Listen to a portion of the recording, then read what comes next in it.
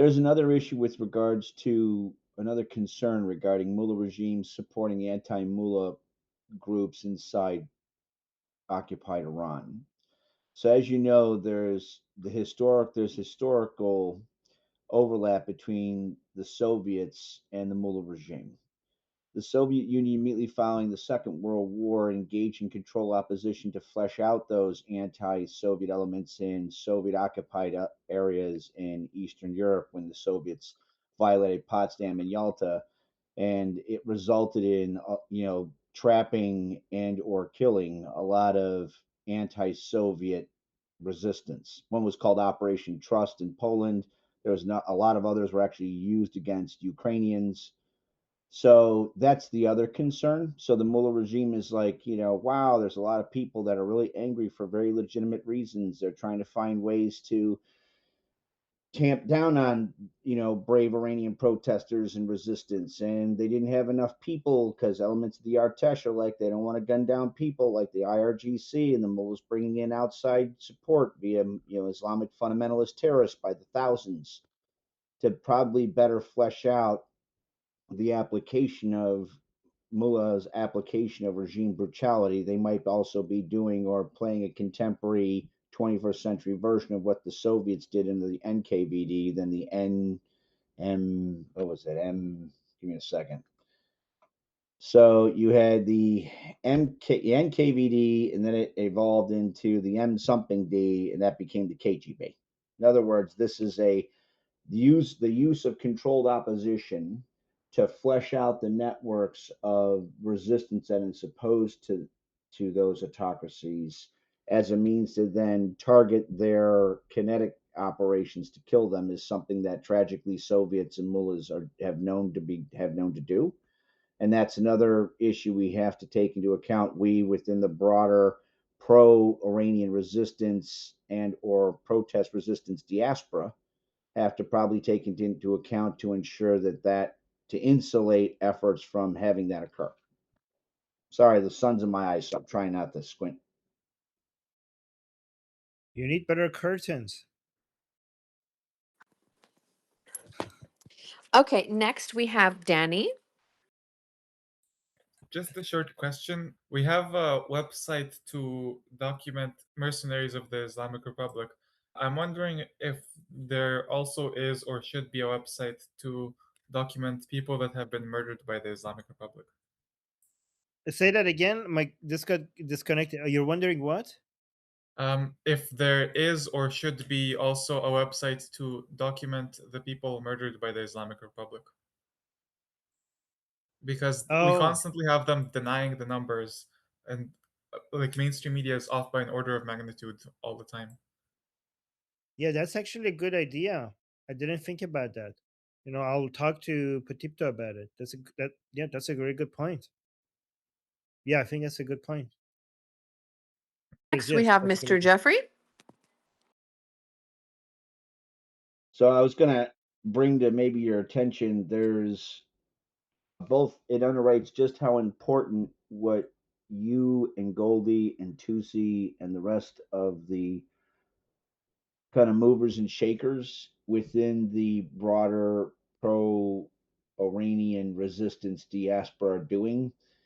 And it's also reflective of the Red Green Alliance and how that's trying to undermine said efforts. So there was a recent report put out by Common Dreams, and it was backed up by a report from Dropkick News. These are both radical leftist organizations.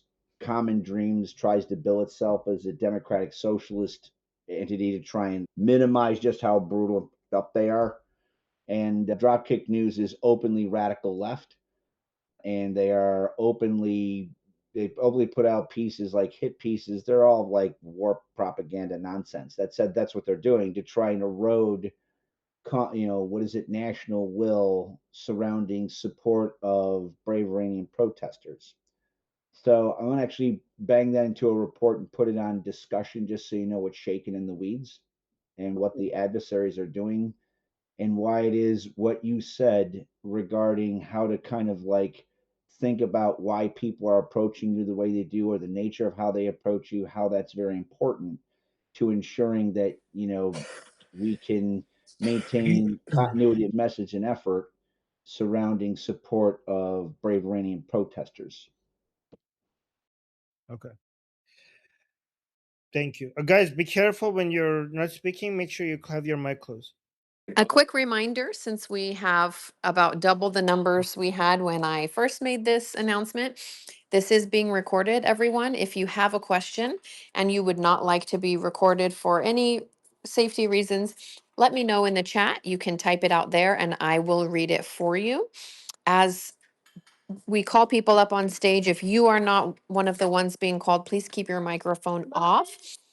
If you need to be added to the list, down below there's a smiley face with a plus sign next to its face. You can press the hand up like you see and it will pop up on the screen, and then I will add you to the list. Once I've seen a hand, I'll go ahead and confirm with you in the typed chat that I've got you on the list. If you don't see me confirm, give me another 10-15 seconds and go ahead and add it again. I will make sure that you get on that list. Also, there is a point that I stop taking hands so that we're respectful of Armin's time. So I'll let you know when that cutoff is. Last point, each person we want to give about 3-5 minutes to. That way we keep everything rolling and get everyone's questions in. So you may be reminded or asked to round off your point at some point if you do start to get towards that time limit. So with that being said, next we have Elad. Hey, can you hear me? Yes. Okay, thank you. I had like internet problems. I can't emphasize like how different I saw her. Like I saw Masih Alinejad many times. I never really followed her. She always seemed a bit like a grifter to me, not authentic, but she always said the right things. So I always was like, okay, well, at least she's raising awareness. But now I'm thinking she sounds very dangerous. And so I wanted to understand, does she have like an organization behind her, or how is it funded? Why is she everywhere? And she's everywhere.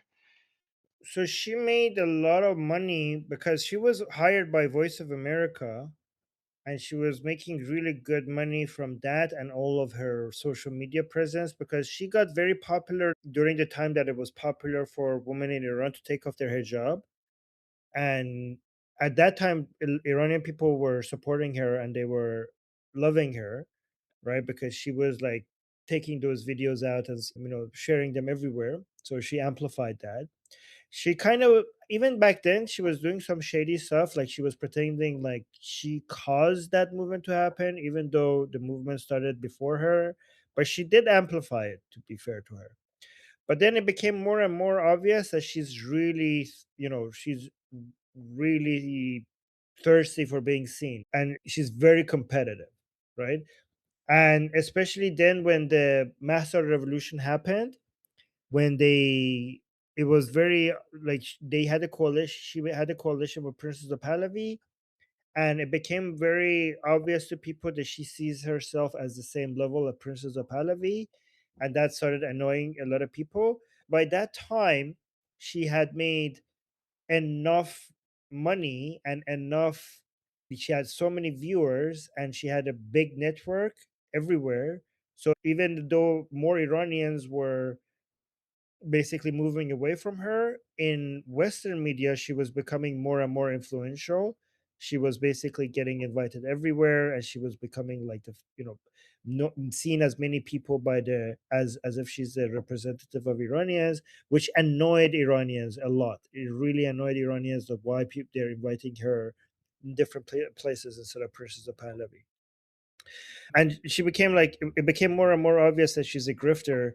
She even had like a lawsuit where she had wanted to the American government to seize the Islamic Republic money, like millions of dollars of the Islamic Republic's money, and give it to her specifically for her mental anguish that he had to go through, right? Like for all the suffering that she had to go through mentally, which also like pissed off a lot of Iranians that she did that.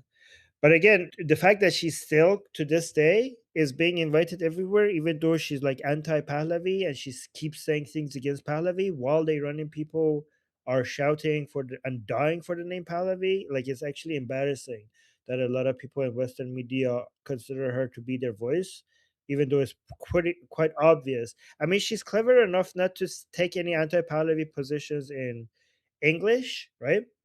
But if they did a little bit of research, they would see that Iranian people hate her. Like, most Iranian people hate her. So the fact, like, I saw her on Piers Morgan, and Piers Morgan was saying like, "Oh, you're the voice of the Iranian people," and she was accepting that. And not a single time on Piers Morgan she mentioned Princess of Pahlavi, even though that's what people Iranians are bleeding for. So yeah, she's like a media of herself right now. She's like a giant media, and she's dangerous because of the influence she has. She can sell herself as the voice of the Iranian people among many politicians. And she was the person that the American government decided to have at the United Nations Security Council to speak on behalf of the Iranian people. So the fact that she has yet so much influence in media and among politicians makes her dangerous, because she actively works against the interests of the Iranians, because the Iranians want Pahlavi and she's anti-Pahlavi. Does she have an electoral presence in Iran? Like, if there is free and fair elections, does she get anywhere? Does she even get into parliament or whatever? What you mean? Like, you're saying after the revolution, when Iran becomes free, Yes, if there's yes, because it was very alarming when she said like that Pahlavi is like the leader right now, as if she plans to yeah. somehow run and do like a Mossadegh kind of thing. Well, in a parliamentary system, it doesn't take that much votes for you to be able to get some seats. So you don't need to, like, some really like, in like, if you look at some other countries that have the parliamentary system, there are some, like, you could be like there was one country I forgot that had two different small parties, that the entire party was for animal rights, and their entire agenda was animal rights, and they had two different parties focused on entirely that. Like, you could even, so in a parliamentary system you could be like even a fringe group and still get a seat, right? Yes, but how much power would she get? Like, could she pull off another coup? No, no, no, not. She's gonna be. She's no, not at all. Like, she's no, she's not even close to it having that much power. She's not that powerful. She only has media presence. That's her power. But she doesn't have enough of a. I mean, not a single person is calling her name, right? Not a single person. If anybody calls her name, is to swear at her in Iran. So a coup, no, not even that. That would be. I mean, I think even she would laugh at that. Like, I don't think that's not. No, don't worry about that. So what do you think she means when she says like that Pahlavi is the transitional leader and that's it? Well, she's trying to become bigger, right? So she hates that Pahlavi is this big. So she's basically wants to, so she has submitted, she has to accept, because so many Iranians have been shouting the name Pahlavi, risking their lives shouting the name Pahlavi. Even the anti-Pahlavi people cannot deny his popularity anymore. So some of them who are a little bit smarter are now accepting to some extent that, okay, fine, okay, like the ones who are completely like completely like lost it, even now to this day they're denying it, that Pahlavi has a base in Iran. But the ones who know that they would be laughed off, like people would be completely ridiculing them if they completely dismiss Pahlavi, they're semi accepting it, while also leaving the door open for this to eventually like remove Pahlavi. So they want to say like, okay, fine, you're the leader right now. We'll see what happens. I don't think she has a chance to ever regain the popularity that she had before during what we call like Charshambayi Safid campaign that she had. But she sees hope, so she wants to basically say, fine, I'll accept it temporary, but I accept it for the sake of criticizing his performance as a leader. So like, that was her entire point. I accept Princess of Pahlavi's leadership for the transition period so that I could say that he sucks as a leader because he's not doing this and this and that. Okay, thank you. Yeah, you're welcome. The next question was along this line, and the individual would like to know what kind of percentage are we looking at of her supporters? What does her following look like? Okay, we have poll numbers. We had poll numbers for that. This was old. I could look it up. I think it's lower right now because this was from a few years ago. But even then, it was pathetically small compared to Pahlavi. So it's basically like it's Pahlavi's poll numbers were higher than everybody, but it's not just higher. It was like higher, and like everybody else was like with a huge margin from Pahlavi. So it's like there's no competition. But if I had to guess, I think right she's probably under 5%. If I had to guess, because these poll numbers are old. If I find it, but I think she's under 5% inside Iran. Okay, great. Thank you. Next up, excuse me. Next up, Samantha. Do you really think that every country would be better off being a democracy, including like Saudi Arabia and Jordan? I believe every country is ready for democracy when, at the time where people who are fighting for democracy manage to topple the dictator, right? And that's exactly when they're ready for democracy. But so here's the thing: that if you could create the conditions for a democracy, the democratic model, the again the limited democratic model, we need like a republic, not an absolute democracy, but a republic, because a republic has democratic elements, right?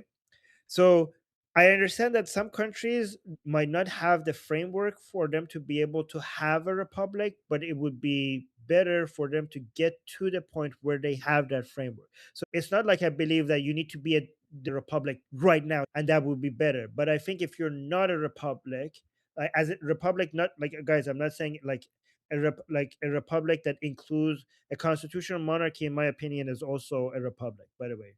This is not a republic versus a monarchy argument, okay? I consider a constitutional monarchy to be also within a republic, right?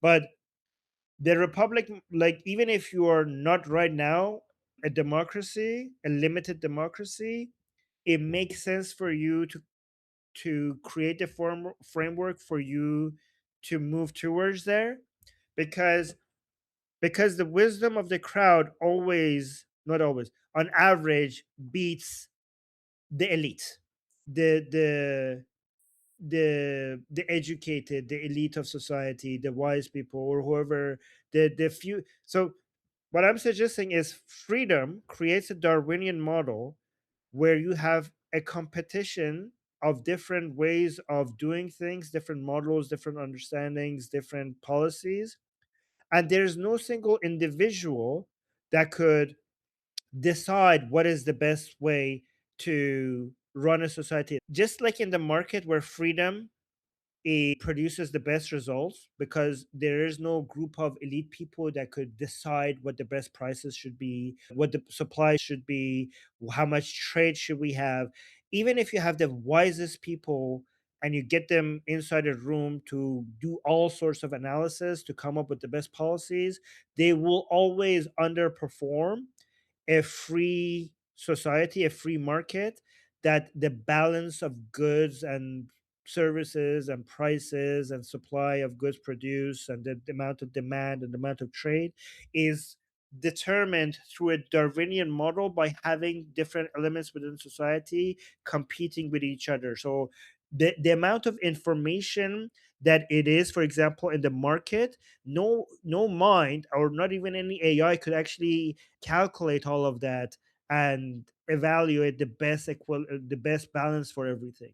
The best way is to create, when you have a system that self corrects, that is basically competing, you allow people enough freedom to basically different models to compete, then the information that everybody is putting in the market by, for example, even if you go and buy, like a flavor, you have actually put some information into society that no human mind can consume and analyze all of it.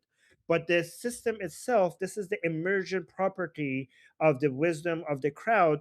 It will take all of this information, and everything that doesn't work will go extinct, just like the evolution of animals within a society, if you allow enough freedom, you create a Darwinian model that whatever works will survive and whatever doesn't work will die out, and you create an evolutionary process where the best methods will keep growing. In the same way, this is why communism doesn't work and capitalism has defeated communism everywhere. In the same way that we saw freedom in the markets produces the best results, we see that in the world of politics as well. This is why fascism fails every time. The reason why communism fails in the markets is the same reason why fascism fails in politics, because no group of elite, like fascism as started with Plato in his a book Republic, basically Philosopher Kings. Like, because Plato, for example, was against democracy. He believed that we need these philosopher kings who know better than the average person. They can decide for the society because people are stupid and people are retarded. So why should we let them decide? We get the wisest people decide, right? But what Plato and fascists fail to understand is that you don't need the average person to be very wise. The wisdom of the crowd is wiser than the wisest people, even if the average person in a society is not very wise. The group behavior of people in a society has an emergent property. The best way to understand that is, like, if you look at an ant colony, if you look at every individual ant, they don't look really wise. They follow some very simple rules. They're not very intelligent. But if you look at the ant colony, for some reason, the ant colony works in a very intelligent, wise way that goes beyond the wisdom of every single the information in every single ant, in a way that we call this an emergent property. It's the same way for humans. Once you create, this is why a republic model works perfectly, because you create enough limitations for the framework to survive, rule of law and basically border integrity. You need to have some limitation, but beyond those limitations that protects the freedom, protects the framework, you allow everything else to be free, and the decision of the people within that society. And in that process you produce the best results, because nobody should trust themselves enough to know what works. Like, this is why the classical liberal model works on humanism and skepticism. Humanism, because the goal is to maximize well-being for the highest number of people, but skepticism in a way that you don't trust yourself or any other person to know what policy works. You decide, you just make the crowd free enough to try everything and see which policy will survive. And that's the classical liberal model. That's the modern republican tradition, and that's what has worked, and that's what has produced the most results. So this is not rationalism, this is empiricism. Empirically, the classical liberal model has proven itself to create the highest amount of well-being among the highest amount of people. But Okay, specifically so Jordan, do you think Jordan would be better off as a democracy right now? So again, like I said, like, it's not like change it to a democracy now. Is creating the conditions for you to transition to a. This is what the Shah understood in Iran. This is why a lot of people are saying, why wasn't Iran completely democratic during the Shah's time, Muhammad Reza Shah's time? Because he understood that you need to create the framework and the conditions to bring democracy. So I'm not saying that, for example, Jordan needs to become a democracy today. That probably, if that fast of a transition, probably will break things apart. But I think it makes sense, just like the Muhammad Reza Shah was doing. He was creating the framework for us to eventually become like more democratic. I think every country will benefit for creating the frameworks to move towards eventually becoming more democratic. I'm not saying that there should be a democracy today, but it would be beneficial if they move towards that.